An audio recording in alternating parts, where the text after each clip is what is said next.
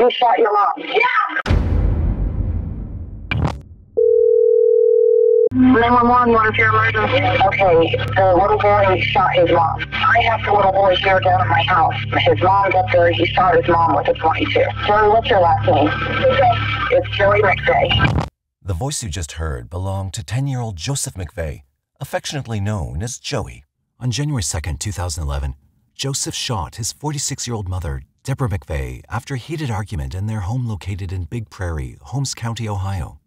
When the police arrived at the scene, they discovered Deborah lying motionless on the living room floor, having suffered a single gunshot wound to the head. So what drove young Joseph to commit such an atrocious act? And above all, what secrets were hidden within the walls of the McVay household, waiting to be discovered? Hi friends, and welcome back to Mysterious 7. Today we're looking at the chilling case of Deborah McVay. But first, if you still haven't subscribed to our channel, please consider hitting the subscribing button and the bell icon below. So without any further ado, let's dive right into this mystery. Big Prairie is an unincorporated community in Holmes County, Ohio, United States. Despite its name, it boasts a modest population of only 2,400 residents. From its tight-knit community to its idyllic landscapes, Big Prairie captures the essence of rural living in all its glory. According to statistics, the rate of violent crime in Big Prairie is 2.3 per 1,000 residents. But it was here in this peaceful setting that an unbelievable crime unfolded in 2011. But first, let's travel to Millersburg, Holmes County, the birthplace of Deborah McVay, who was born Deborah Mike. Born on November 2, 1964, Deborah was the daughter of Johnny Mike and Beulah Mike. While not much is known about her childhood, she had two brothers named Tony and Michael Todd and came from a large, close-knit family with uncles, aunts, nieces, nephews, and more. Deborah completed her high school education at North Marion High School in Farmington, West Virginia, graduating in 1983. She then pursued her passion for healthcare by attending nursing school. Afterward, Deborah worked as an independent home health aide, providing care in Wayne and Holmes counties. The specific details of how and when Deborah met her husband, Michael McVay, remain unknown. Nevertheless, they exchanged vows and officially tied the knot on November 4, 1996. The McVay family had expanded. It included the presence of 3 children. Among them was Joshua David Mike, whose exact age remains unknown, along with their 15-year-old daughter, Shauna Mae McVay, and the youngest member, 10-year-old Joseph McVay. Together, they resided in a cozy one-story dwelling near Big Prairie in Holmes County, Ohio. The home had once been a garage that was then converted into a living space with 3 bedrooms. Adding to the sense of closeness, Deborah's mother, Beulah, lived just next door. According to those who knew Deborah at the time, she was described as someone who found happiness in simple pleasures, such as cooking delicious meals, embarking on camping adventures, and taking refreshing swims. Most of all, she treasured the precious time spent with her loved ones. Life seemed to be sailing smoothly for the family until an unforeseen tragedy disrupted their path. In December 2010, Deborah and her husband Michael went their separate ways. It was a challenging time for Deborah, as Michael had an outstanding warrant for failing to pay child support. Left to manage the household alone, Deborah found herself living in the house with her 15-year-old daughter Shauna and 10-year-old son Joseph. The whereabouts of Joshua, her oldest child, remained unclear, but he wasn't residing with them at the time. January 2, 2011 was a seemingly calm Sunday evening. But then, the tranquility of Big Prairie was shattered by a series of alarming phone calls. At precisely 6:03 p.m., local deputies received a call from one of the McVay family's neighbors. 911, what is your emergency? Neighbor kid just came down. I guess there's an emergency up at his house. We have the cops up there and a squad. The neighbor relayed an unthinkable situation. Joseph, the 10-year-old boy from next door, had sought refuge at their house, declaring that he just shot his own mother and that she was now lifeless. Joseph's voice echoed with urgency in the background, further confirming the devastating event. What happened, Joey? I shot my mom. Okay. Moments later, another call came in, this time from Deborah's devastated mother, Beulah, who lived next door. Overwhelmed with grief, Beulah tearfully informed the operator that her daughter had just been shot in the head. She pleaded for immediate help. 911, what is your emergency? My daughter's been shot in the head. Hurry, hurry, hurry. Deputies and emergency medical services personnel from Western Holmes Fire District Lakeville and Nashville stations swiftly arrived at the McVay residence. Inside, they discovered Deborah lying motionless on the floor of the living area. She'd suffered a single gunshot wound to her head. Despite their best efforts, Deborah was pronounced dead at the scene. To shed light on the circumstances surrounding her untimely passing, her body was transported to the Stark County Coroner's Office for a thorough autopsy. Among the officers present at the scene were Deputy Stryker and Captain Ranker. They sought to understand the sequence of events that had unfolded. With measured steps, they approached Joseph, who sat with a hand supporting his chin, his gaze meeting theirs as they began their inquiry. The weight of the moment hung in the air as Joseph, with a mixture of remorse and resignation, confessed to the unspeakable act. He had shot his own mother. As part of their professional duty, the officers were compelled to delve deeper and understand the circumstances leading to this unimaginable outcome. As they probed Joseph's troubled mind, his voice held a hint of frustration as he revealed that his mother had provoked his anger day after day. In response to the pressing question of where he'd obtained the firearm, a .22 caliber rifle, Joseph admitted that he'd taken it from his own room. When police officers later checked Joseph's room, they found 6 weapons.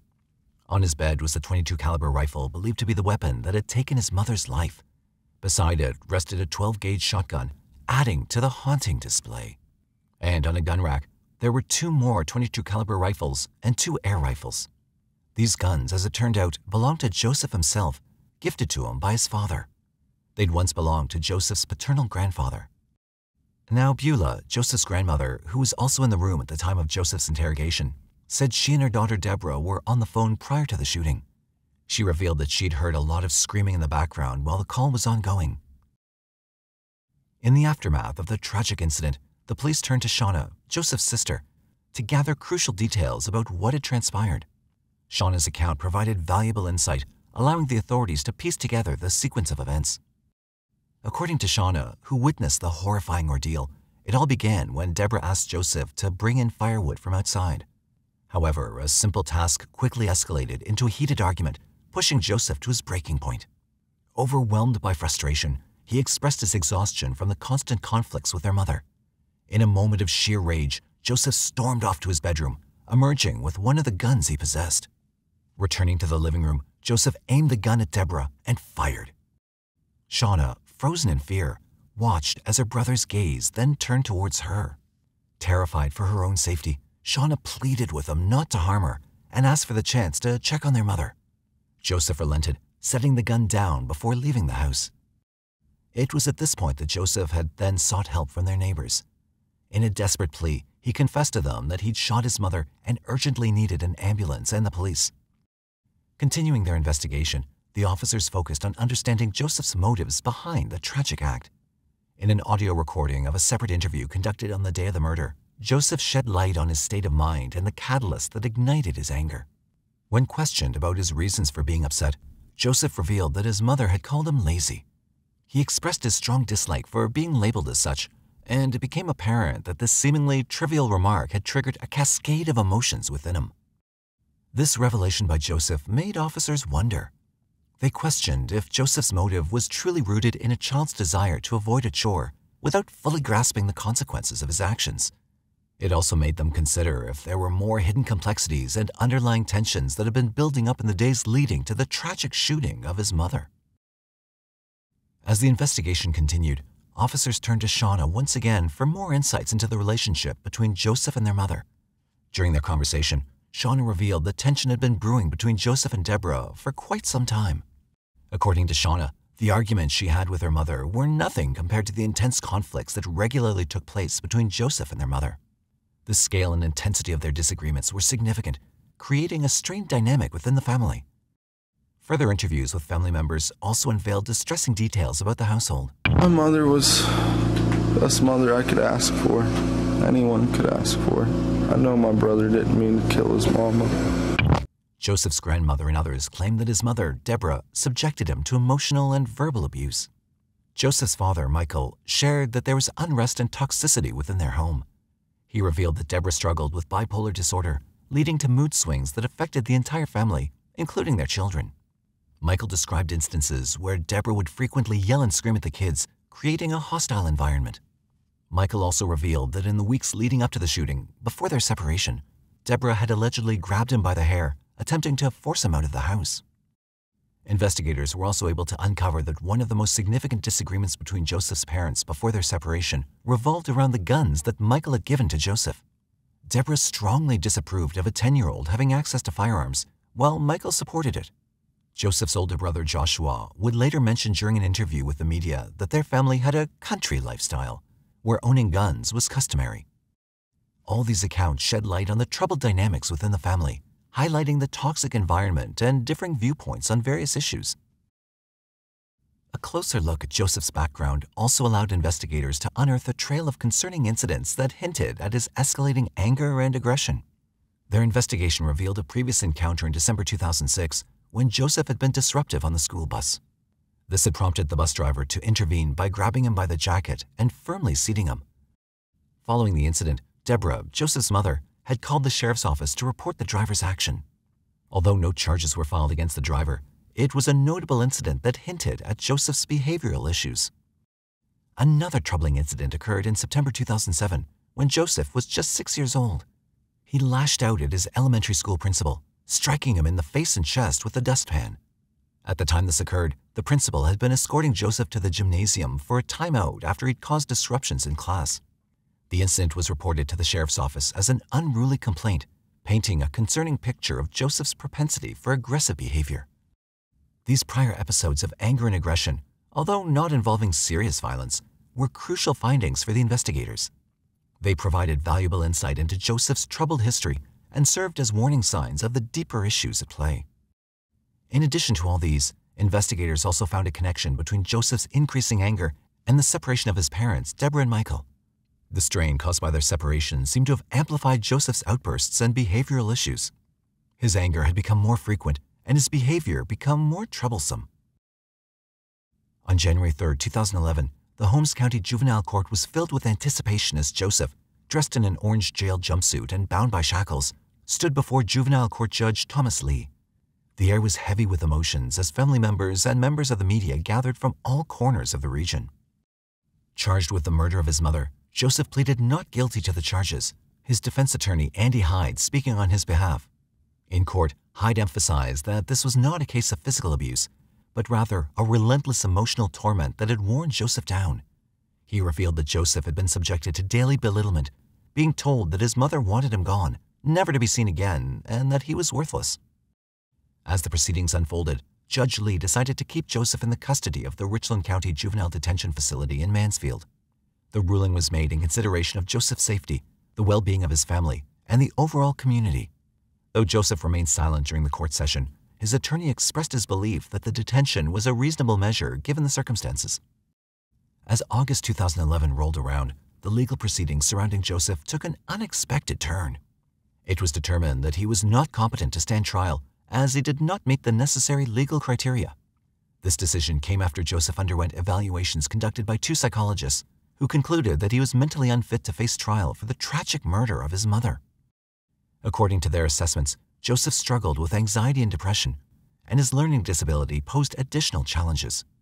Talking about his mother's death proved to be particularly difficult for him, hindering effective communication with his defense attorneys. Both psychologists concurred that counseling would be beneficial for Joseph, hoping it could provide him with the support he needed. Joseph's journey through the legal system continued. He spent over a year confined to the Richland County Juvenile Detention Facility at Mansfield before getting transferred to a residential treatment facility. In August 2013, Judge Lee, presiding over the case, ordered that Joseph remain at the residential treatment facility. The judge believed that moving Joseph to a different institution would jeopardize the progress he'd made with his therapist. Considering Joseph's tumultuous upbringing, with parents who had criminal records and struggled with substance abuse, Judge Lee expressed his strong disapproval of allowing a child with impulse control issues access to a gun. He didn't shy away from describing Joseph's parenting as irresponsible. Meanwhile, Joseph's therapist, Jerry Hartman, praised the young boy's remarkable progress. Through their sessions, Joseph was working through the trauma he'd experienced, with the ultimate goal of helping him become a productive adult in the future. However, amidst Joseph's rehabilitation, his actions continued to haunt his sister, Shauna. Deeply hurt by what had transpired, she even sought the assistance of a victim advocate to express her desire for the judge to impose the harshest sentence possible. the wounds caused by Joseph's actions ran deep within the family, leaving Shauna with a profound sense of pain and betrayal. The current whereabouts of Joseph remain unknown. It's uncertain if he's still involved in the legal system or if he's been released. As we conclude this case, the details and complexities of Joseph's story leave us contemplating the nature of justice and rehabilitation. The tragic events that unfolded shed light on the interplay between upbringing, mental health, and personal responsibility. However, what do you think will become of Joseph, and how will his past experiences shape his future? Let us know your thoughts in the comment section. Don't forget to like, comment, share, and subscribe to the channel. Stay safe, and thanks for watching.